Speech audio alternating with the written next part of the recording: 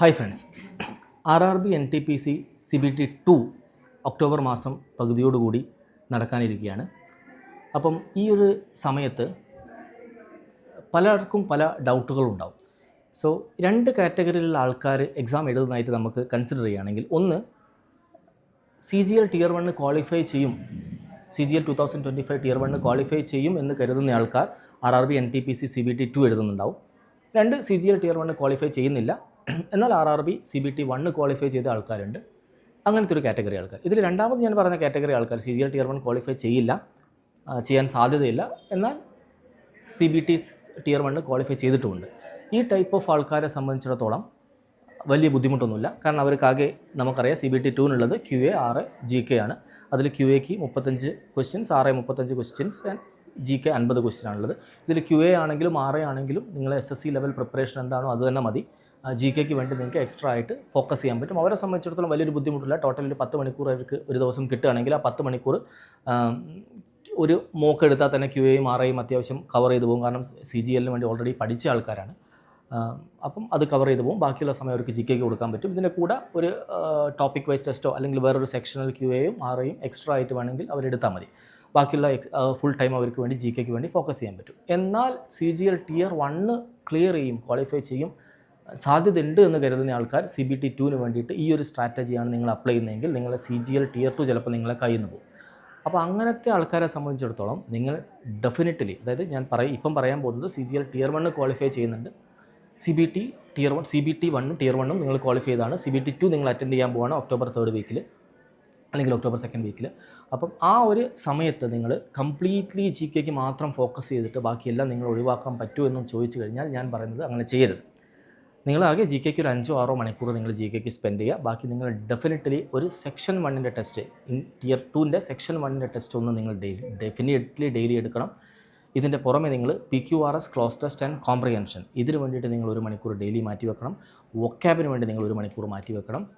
ഈ പറഞ്ഞ കാര്യങ്ങൾ നിങ്ങൾ ഡെഫിനറ്റ്ലി കമ്പ്യൂട്ടർ അവയർനെസ്സിന് വേണ്ടിയിട്ട് നിങ്ങൾ ഒരു 1 മണിക്കൂർ മാറ്റി വെക്കണം. ഈ പറഞ്ഞ കാര്യങ്ങളെല്ലാം നിങ്ങൾ ഡെഫിനറ്റ്ലി 1 മണിക്കൂർ CGL Tier 2 വേണ്ടി മാറ്റി വെച്ചിട്ട് ബാക്കി വരുന്ന സമയം മാത്രമേ നിങ്ങൾ എന്തിനു വേണ്ടി കൊടുക്കാവൂ, GKക്ക് വേണ്ടി കൊടുക്കാവൂ. ആ GK നിങ്ങൾ ഡെഫിനറ്റ്ലി CGL Tier 2 വേണ്ടി ഉപകാരപ്പെടുന്നതാണ്.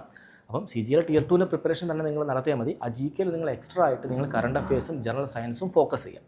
ഓക്കെ, അപ്പോൾ GKക്ക് വേണ്ടി നിങ്ങൾ നോക്കുന്ന സമയത്ത് GKനെ സംബന്ധിച്ചിടത്തോളം റിവിഷനാണ് വളരെ ഇമ്പോർട്ടൻ്റ് ആയിട്ടുള്ളത്. നിങ്ങൾ CGLന് വേണ്ടി എന്തൊക്കെ പഠിച്ചോ ആ പഠിച്ച കാര്യങ്ങളെല്ലാം നിങ്ങൾ ആദ്യം റിവൈസ് ചെയ്യുക. അത് റിവൈസ് ചെയ്ത് പ്രോപ്പർലി നിങ്ങൾക്ക് ഒന്നും നിങ്ങളുടെ കയ്യിൽ നിന്ന് വിട്ടുപോകുന്നില്ല എന്ന് ഉറപ്പിച്ചതിന് ശേഷം മാത്രമേ നിങ്ങൾ പുതിയ ടോപ്പിക്കുകൾ പഠിക്കാവൂ. പക്ഷേ പുതിയ ടോപ്പിക്കുകൾ ഡെഫിനറ്റ്ലി നിങ്ങൾ കറണ്ട് അഫയേഴ്സ് നിങ്ങൾ നിർബന്ധമായിട്ട് നോക്കേണ്ടതാണ്. കറണ്ട് അഫയേഴ്സിന് അത്ര ഇമ്പോർട്ടൻസ് ഉണ്ട്. 10-12 ക്വസ്റ്റ്യനോളം നിങ്ങൾ കറണ്ട് അഫയേഴ്സിന് വരുന്നതാണ്. കറണ്ട് അഫയേഴ്സിന് വേണ്ടിയിട്ട് നിങ്ങൾ ഏതെങ്കിലും PDF, best current affairs, last 6 മന്ത്സിൻ്റെ ബെസ്റ്റ് കറണ്ട് അഫയേഴ്സുള്ള PDF ഏതെങ്കിലും നോക്കിയതിന് ശേഷം നിങ്ങൾക്ക് അത് വെച്ചിട്ട് പഠിക്കാൻ പറ്റുന്നതാണ്. അല്ലെങ്കിൽ നിങ്ങൾക്ക് ഇൻ്റർലോഗസോ അങ്ങനത്തെ ഏതെങ്കിലും മീഡിയം ഉപയോഗിച്ച് നിങ്ങൾക്ക് എന്ത് ചെയ്യാൻ പറ്റും, അത് പഠിക്കാൻ പറ്റുന്നതാണ്. അപ്പോൾ അതെന്തായാലും നിങ്ങൾ കറണ്ട് അഫയേഴ്സിനെ വിട്ടുപോകരുത്, കറണ്ട് അഫയേഴ്സ് സ്കിപ്പ് ചെയ്യരുത്. ബെസ്റ്റ് ഒരു ലാസ്റ്റ് 6 മന്ത്സിൻ്റെ ബെസ്റ്റ് കറണ്ട് അഫയേഴ്സ് നിങ്ങൾ എന്തായാലും നോക്കിയേ പറ്റും. ഇതിന് പുറമെ നിങ്ങൾ ജനറൽ സയൻസിനോട് കുറച്ചധികം ഫോക്കസ് കൊടുക്കണം. ജനറൽ സയൻസ് നിങ്ങൾ നോക്കിൽ പർമാറിൻ്റെ ക്ലാസ്സോ അല്ലെങ്കിൽ നിങ്ങൾ നിയോൺ പബ്ലിക്കേഷൻ്റെ ബുക്കോ പർമാർ സാറിൻ്റെ ബുക്കോ ഏതെങ്കിലും വെച്ചിട്ട് നിങ്ങൾ ജനറൽ സയൻസിനും കുറച്ച് എക്സ്ട്രാ ഫോക്കസ് നിങ്ങൾ കൊടുക്കേണ്ടതാണ്. സോ നിങ്ങൾ ആദ്യം ചെയ്യേണ്ടത് ഓൾറെഡി നിങ്ങളുടെ കയ്യിലുള്ള GK നിങ്ങൾ സെറ്റാക്കുക എന്നുള്ളത്. അതിനുശേഷം അത് എക്സ്ട്രാ ആയിട്ട് നിങ്ങൾ കറണ്ട് അഫയേഴ്സും അതേപോലെ തന്നെ ജനറൽ സയൻസും നിങ്ങൾ എക്സ്ട്രാ ആയിട്ട് ഫോക്കസ് ചെയ്യുകയും വേണം. മോക്കുകൾ നിങ്ങൾ ഡെയിലി എടുക്കണം. ഡെയിലി എടുത്തതിന് ശേഷം GKക്ക് നിങ്ങൾ തന്നെ ഒരു സ്ട്രാറ്റജി ഫോർമുലേറ്റ് ചെയ്യുക. ഗസ് ചെയ്യണോ വേണ്ടയോ എന്നുള്ളത് അത് നിങ്ങൾക്ക് തന്നെ അതിൽ നിന്ന് ഫോർമുലേറ്റ് ചെയ്യാൻ പറ്റും GKയെ സംബന്ധിച്ചിടത്തോളം. അപ്പം QA+6ൽ 100% നിങ്ങൾ ഉറപ്പിക്കുക. ബാക്കിയുള്ളത് നിങ്ങൾ ഗസ് ചെയ്യുക. നിങ്ങൾക്ക് എന്തെങ്കിലും ഡൗട്ട്സോ ബാക്കി കാര്യങ്ങളുണ്ടെങ്കിൽ ഞാൻ പറഞ്ഞു വന്നത് CGL Tier 100% നിങ്ങളൊരു 12 hours നിങ്ങൾ ഒരുമിച്ച് അല്ലെങ്കിൽ 10 hours ഒരുമിച്ച് നിങ്ങൾ എന്തിനും എത്ര കൊടുക്കരുത്, GKക്ക് മാത്രം കൊടുത്തിട്ട് ബാക്കി 3 QA, ഇംഗ്ലീഷ്, 6 ഈ പറഞ്ഞ കാര്യങ്ങൾ നിങ്ങൾ വിട്ടുപോകരുത്. അങ്ങനെ വിട്ടുപോയി കഴിഞ്ഞ് കഴിഞ്ഞാൽ നിങ്ങൾ ചിലപ്പം വളരെ താഴെ നിന്ന് പിന്നെയും സ്റ്റാർട്ട് ചെയ്യേണ്ടി വരും CGL Tier 2 വേണ്ടിയിട്ട്. CGL Tier 1 ക്ലിയർ ചെയ്യില്ല എന്നുള്ള ആൾക്കാരാണെങ്കിൽ അതിനെ സംബന്ധിച്ചിടത്തോളം അവർക്ക് വിഷയമില്ല, ആ പറഞ്ഞ രീതിയിൽ ചെയ്താൽ മതി.